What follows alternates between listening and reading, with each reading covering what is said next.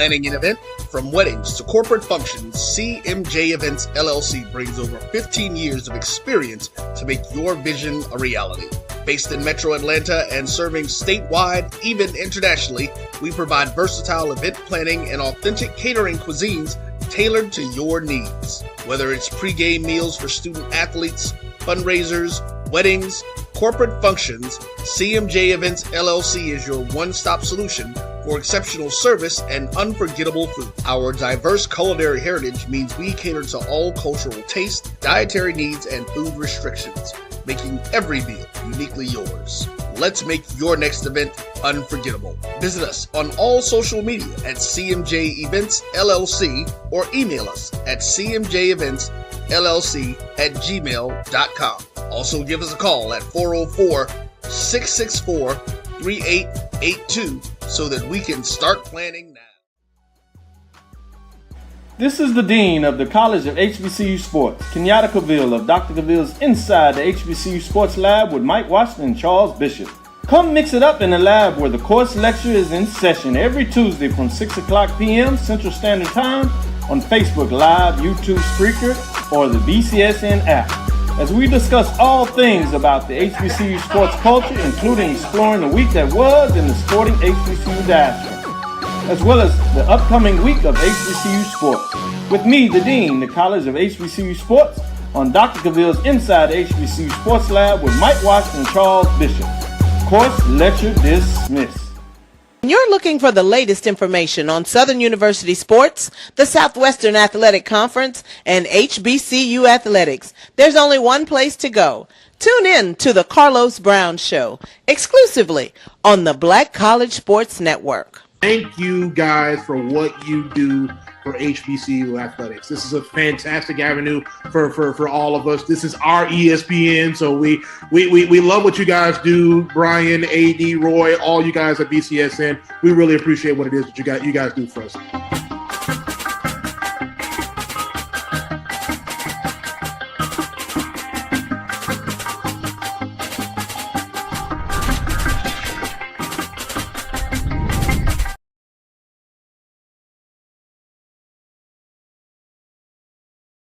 Let's face it, shopping for insurance can be time-consuming. That's why when it comes to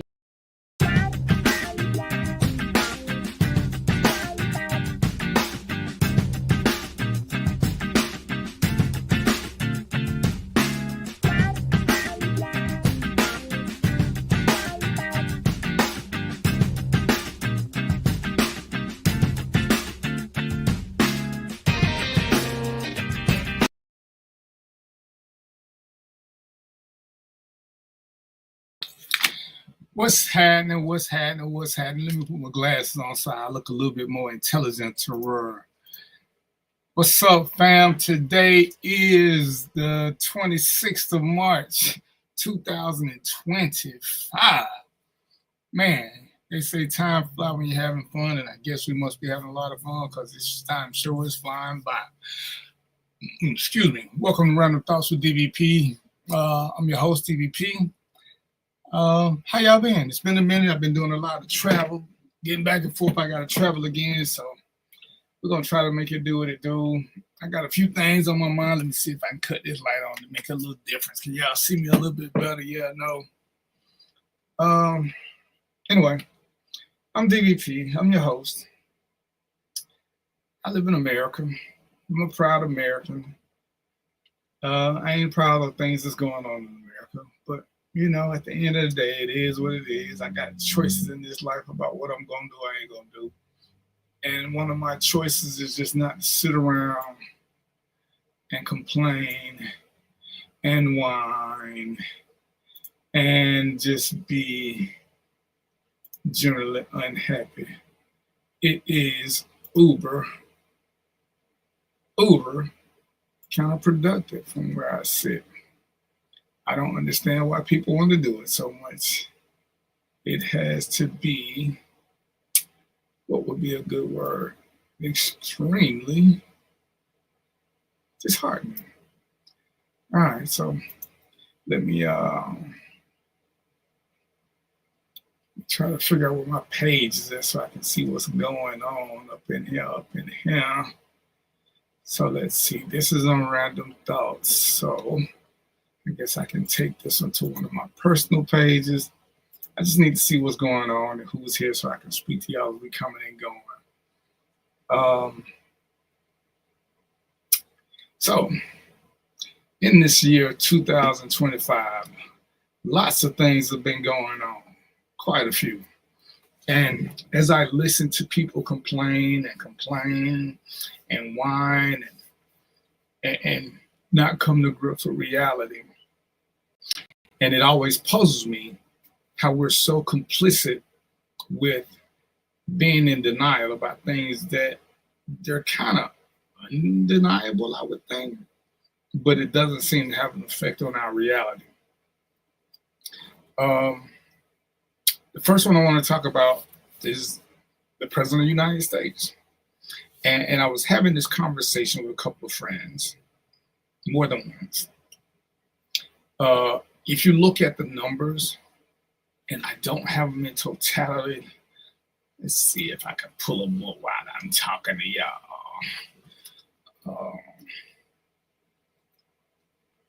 POTUS vote in, what was it, 2024? And I was noticing something that I thought was extremely different. And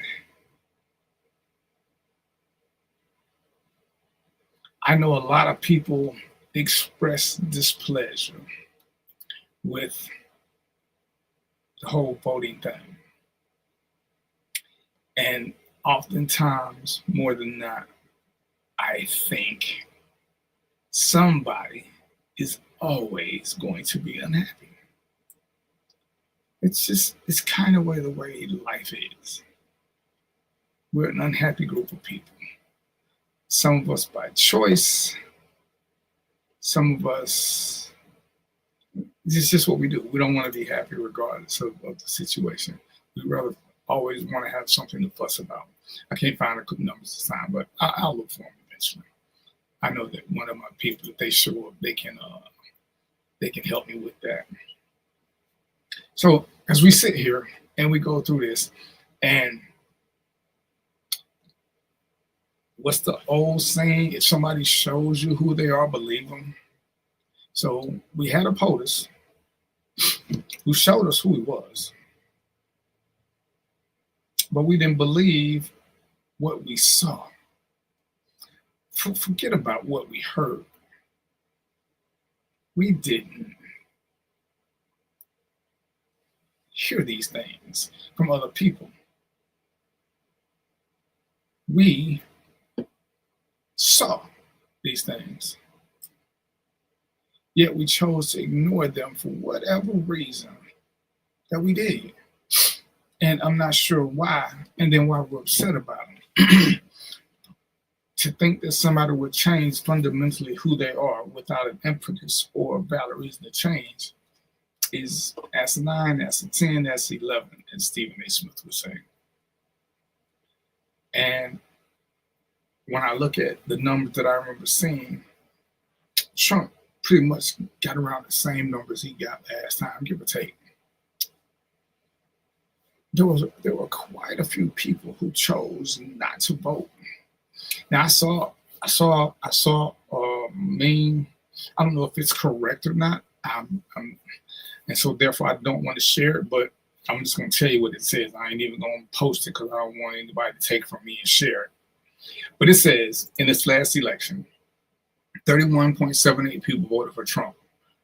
30.84 voted for Harris. 1.06 voted third party. 36.32% did not vote.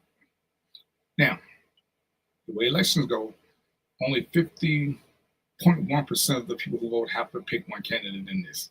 So the mere fact that he got 31% and she got 30, that would give him that. But if you consider that, if I believe this metric, that 36% of people didn't vote, or 37, didn't vote for her, for whatever reason, this is where we are. And it's amazing how divisive that this one man can be, because the way he divides us, to me, is truly stunning, because I can sit here and say with a straight face, I know people who voted for him. Don't really care why, but I know that they voted for him. Some unabashedly. And, why you did it, your vote is your reason. But what's crazy to me is when we're talking politics, people will say, and if you follow anything I've done, I've never been a fan of Joe Biden. I was never a fan. He was the better option, but I was never going to just sit back and say Joe is the greatest thing ever. He made tons of mistakes. What's insane to me is that Trumplicans will never, ever admit that anything that Trump does is a mistake. They'll keep saying he's kept all his promises. They'll keep repeating the same ignorant rhetoric that he repeats, even though you can point to factual data that says he's a liar, he's not good at what he does. And then they try to flip the script to whatabouts. And it's not a what about. It's about how honest is he? How honest are you? If you're saying that this guy all of a sudden is legit, he's not. So be honest. Oh, you just hate him. Well, I don't have a reason to hate him, but I can have a conversation that is fact driven about why I choose not to be swayed by things I know not to be true. And it's crazy how when you're trying to, because I try to have a decent conversation with people as long as they're into decent conversations. If you're just trying to browbeat me and brainwash, well, that's kind of not going to happen. But Republicans keep trying to tell you something, and they want you to overlook what you can clearly or plainly see, which is ridiculous. Because why would I? But if I see it, and this is the funny part, you can see it on Fox News, you can see it on CNN, you can see it on MSNBC, you can see it on ABC, you can see it anywhere. He does what he does. He's unabashedly proud of his accomplishments. He's proud of the fact that he can get you guys to follow him blindly. That to me is insane. Insane. Who does that?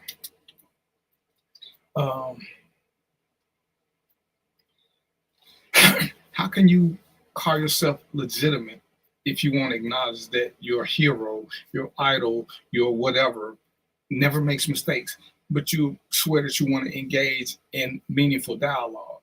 But there's nothing that he did wrong, or when he does, it's something small.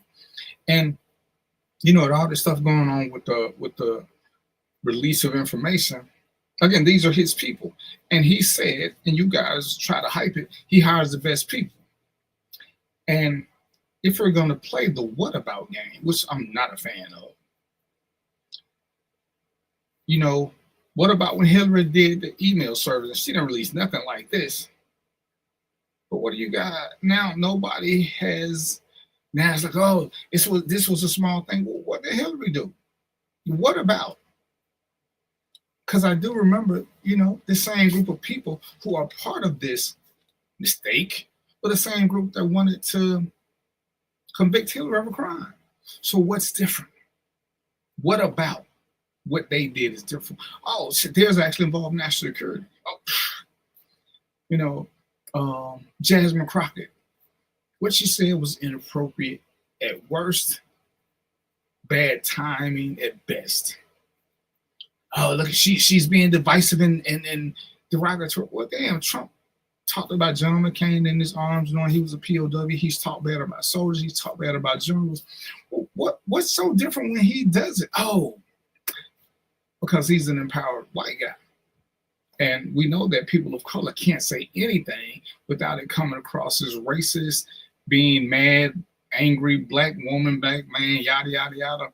That is insane to me. But this is what we do. This is what we do. And I'm confused because we don't want to correct the ills. We just rather change the subject and deflect and redirect.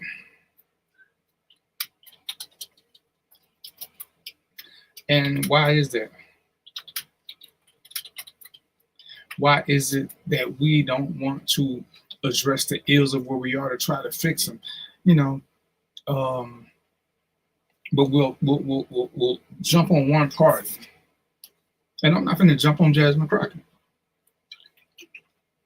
I don't like what she said, but I don't know what was in her head or in her heart. But if she said it, because she does have a mouth on her, I'm still not going to be upset. Y'all elected a POTUS who did this.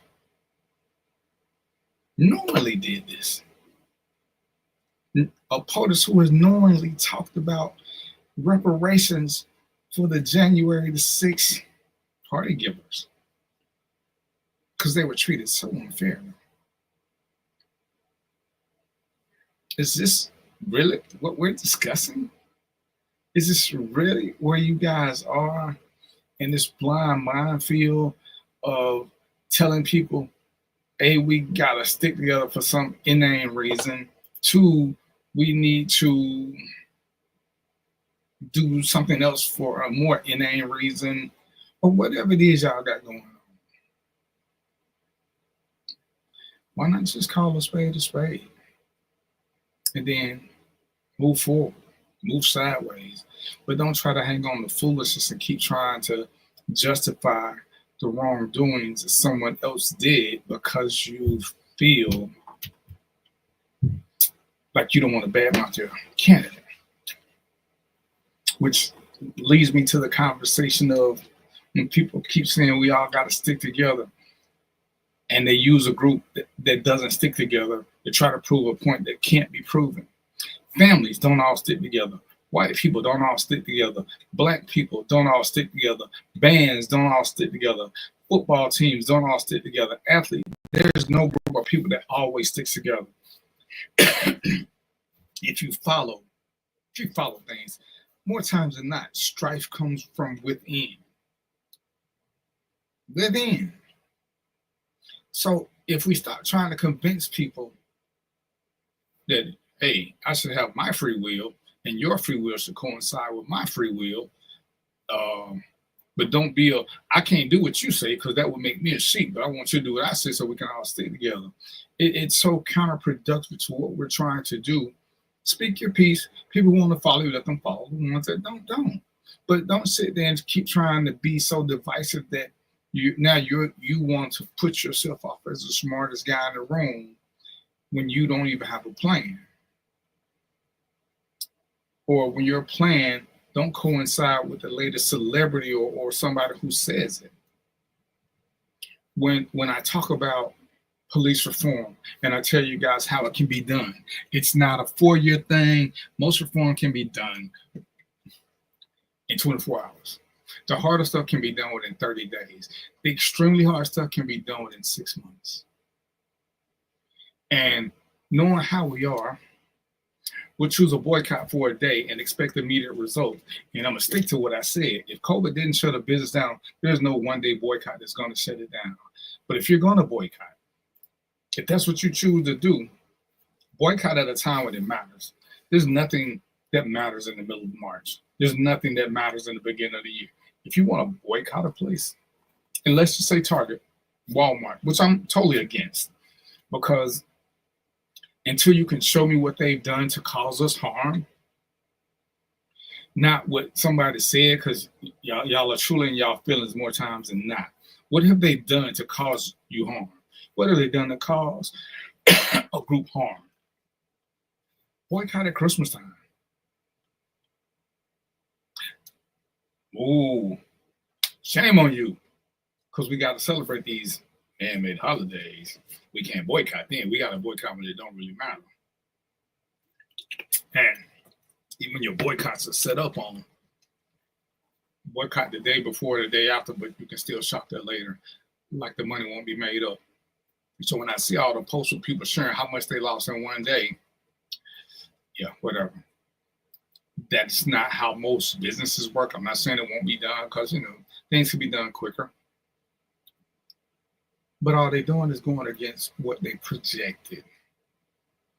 You know, there's a whole business model that says if you made this much last year, it gives you the thing how much you should make this year, comparing last year or the last 2 or 3 years, depending on what business model you got. But things always change, because last year, the 26th wasn't on a Wednesday. So the 26th at this time last year, what somebody's projections were different based on the day, based on the time year, based on the climate. They're based on a lot of different variables. And again, if a business didn't go under during COVID, your boycott don't mean much. But we keep trying to do this so we can show that we can do without something for a day. And I just want y'all to keep this in your head. Keep not in the back, in the front. What has a one-day boycott of anything? When does it ever work? Did one day not speaking to your girl work? Did one day not speaking to your kids work? Did one day not going to work get you a raise? When did a one-day boycott of anything ever produce anything of value? Anything. You don't watch TV for one day. Did they change the bill because you thought it was too much? You don't watch ESPN for one day. Did they start showing the sports that you want to see because you didn't watch for one day? What has a one-day abstinence ever saved you from? You look at most religious holidays, you look at most diets, you look at most savings plans, all of them go beyond one day because you're not going to see results. They're built for the long haul, to show you true growth and to give you something. Most religious holidays require you to give up something of value, not just to give up something, and that's what we seem to miss. I have participated in some religious holidays when I want to make myself a better person. Lent, Ramadan, because you're building up your mental when you can't have anything by mouth for 30 days or the time that Ramadan is going. But Lent, when you give up something that you value, not just something. One year I gave up chocolate. Anybody who knows me back then knew that chocolate was my weakness. I thought it was the worst decision I ever made, but I went through with it. So, and then I don't need chocolate all the time now. But going through that helped me get to that phase where now I know I can survive without chocolate. Had you told me that before, I would have said hell to the no. I actually gave up meat on the 4th of July. And the only reason, it's crazy, it would have lasted for a much longer time, but at the time, there was a cruise that I didn't know nothing about that got planned. On the cruise, there wasn't a lot to eat other than nobody does I want to say it was a 5 or 7 day cruise. A 5 or 7 day cruise, just eating lettuce and vegetables just wasn't going to cut it, because they weren't cut out for vegan. They were cut out for meat eaters, or dairy eaters. But these are things that you have to do, and you have to give them time to work. You can't just do it in one single day and expect to see a ton of great results. That's kind of just not the way it happens. But we tend to keep trying to believe that it might be, when in reality, it might not be. So how do we get to this point where we keep believing these things and don't want to put forth the effort, but we keep pushing false narratives to try to get us to a point where if we want growth and development, we've got to do something that will garner us growth and development. And that means we got to put in some work. Very few people go to a new job and spend 2 days there and say, hey, boss, I want to raise, I want to be the CEO. You got to put in time. We can affect change if we know who the agents of change are. We can affect change if we have a plan for succession to make these things come to fruition. But patience is what we don't have. We don't have patience. We don't have the stick-to-itiveness to stick a plan out through thick and thin. We don't have a plan for helping those that are disenfranchised who can't ride the plan out, because we love picking on them. It seems to me like we like picking on people that we need more than they need us. You know, I was reading a post where somebody was saying, you know, it's crazy. We don't boycott any of these designers and they ain't doing nothing for us. We want to boycott Walmart, who every neighborhood they go to, they pretty much hide from the neighborhood. So they actually do put money in the community. They give back to the community. They hide from within the community. They help the tax base of the community. But we always want to be mad at them. They don't. So they don't. I don't remember of them being accused of doing a lot of price gouging, like the local, you know, the local store, the gas station. But we always seem to want to have a beef with them because they're big business and we think they control so much. They didn't control the NFL. They don't control the NBA. They don't control the local police department. They have very little to do with political situations that they're all go to as an attack system. But anytime I suggest going to courthouses during the week and boycotting, nobody has anything to say. Nobody wants to do that. But who do you think it is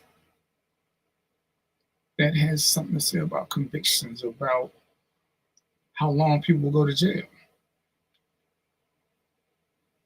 But you don't want to say that. When the judge is wrong, we won't say his name, but y'all will boycott Walmart. I don't remember anybody saying when, I forgot, man, I wish I had my co-host with me. The Rittenauer, the kid that got away with shooting, why didn't they go sit in the courtroom? You know, everybody didn't go sit in the courtroom and then just turn their back to the judge. All they're gonna do is put you out, ask you to leave. But you did something. I ain't telling you to go to jail. There's lots of different things you can do to express your opinion, to express your disheartening, your disenchantment with the system that does not require you to go to jail. Then if you want to be a bit of a badass, stand your ground. Make a statement. Like the people are doing at the town hall. They get escorted out. Freedom of speech, they're not going to jail. You can go to court. You can't disrupt the court system. You can't stand up and keep yelling and think that nothing won't happen because the judge has the option to have you removed or have you escorted to a holding cell. So I'm not telling you to go to jail. Most of y'all ain't cut out for that. Most of y'all don't have jobs that will let you miss money. So all I'm saying is be smart. But there are ways to do these things. There are ways that we can be highly effective if that was what we chose. But we'd rather be more vocal and less effective. That to me is our issue. And we'll quickly jump on somebody, but everybody we jump behind, what are they bringing to the table? An idea that they push, I'm sure, to some third party that will get them paid to prove how much influence they have. In the meantime, the masses get nothing. Oh, my bad. We get to pat ourselves on the back and see I did something. I'm about that life. I didn't shop at so-and-so for a day. But I'll be back next week when they have that black sale. We'll take a quick break. I'll see y'all in about 2 minutes, all right?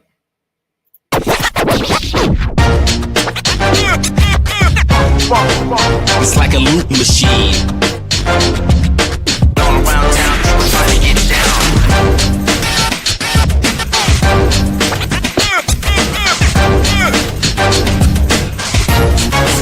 It's like a loop machine.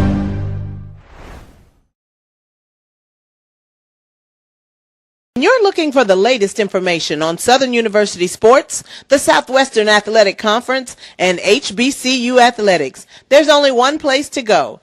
Tune in to the Carlos Brown Show, exclusively on the Black College Sports Network. It's never too early to plant the seed, to share the tradition, and instill a sense of pride in your HBCU with your little ones. HBCU Pride and Joy Children's Boutique helps you share your school spirit with a wide selection of adorable kids' apparel and accessories officially licensed from your favorite HBCU. Visit hbcupridejoy.com and follow us on all social media at HBCU Pride Joy on Facebook and Twitter. Hey y'all, it's your girl Sonia from She Say Sports. Make sure to check us out every Friday morning at 9 a.m. on Black College Sports Network, YouTube, and Linktree. And please don't forget to subscribe to our YouTube page.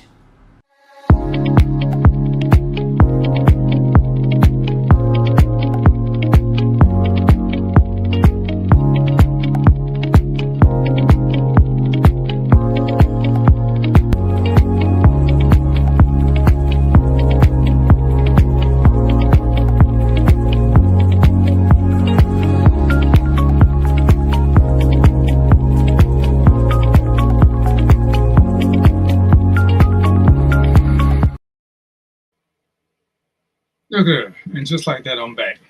All right, so next on my agenda, boys and girls, ladies and gentlemen, males and females, what is this divisive thing that we have where we can only coexist by bringing one down?